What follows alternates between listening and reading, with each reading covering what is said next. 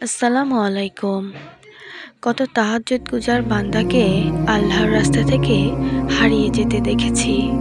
জেগে থেকেও ফরজে পর্যন্ত অবহেলা করার দুঃসাহস করতে দেখেছি। ভয় লাগে রাস্তা ভুলে হারিয়ে যাওয়াটা পলকের ব্যাপার মাত্র।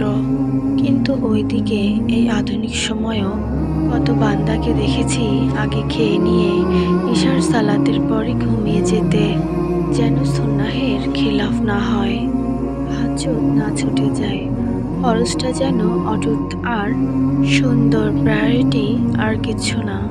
আপনি আসলে হারিয়ে গেছেন নিজেকে এই সেই বুঝ দিয়ে দুনিয়ায় রঙে মেতে থাকতে থাকতে নিজের রবকে ভুলেছেন, ছেড়েছেন, সরে গেছেন। ভেবে দেখুন তো, আপনার আজকের এই অবস্থান, দুনিয়া নিয়ে ব্যস্ততা, আল্লাহর কাছ থেকে দূরে সরে যাওয়া, পুরোটাই ছিল আপনার চয়েস, আপনারই সিদ্ধান্ত। তাই আপনাকেও আপনার যাবতীয় ভনিতা আর অজুহাতের উপরে সোপর্দ করা হয়েছে। এর উপরেই থাকবেন কিনা, এভাবে চালিয়ে যাবেন কিনা, সেটাও আপনার ব্যাপার। কেউ কোনো জোরাজুরি করবে না।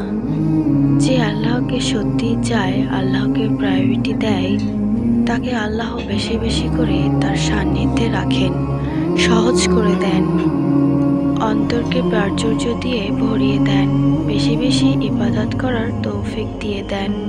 কারণ আল্লাহ যে তাকে ভালোবাসেন।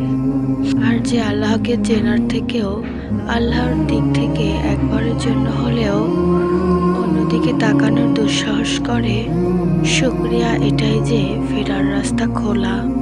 এই লেখাটা পড়ার তৌফিক আছে মানেই এখনো সুযোগ আছে।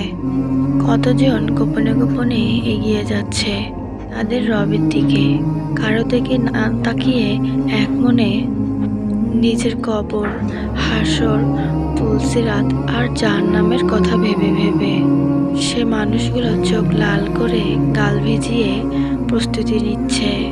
তারা হয়রান হয়ে যাচ্ছে, কেউ তাদেরকে চেনে না, দরকারও নেই।